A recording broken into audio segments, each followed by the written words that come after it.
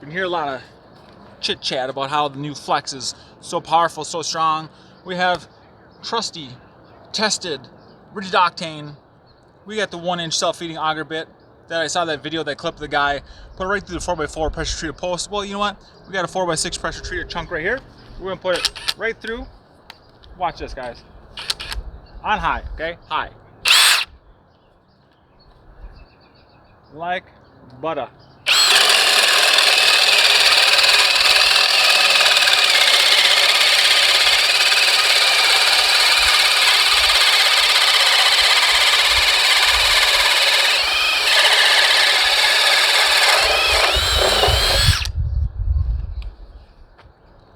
Down 1 bar.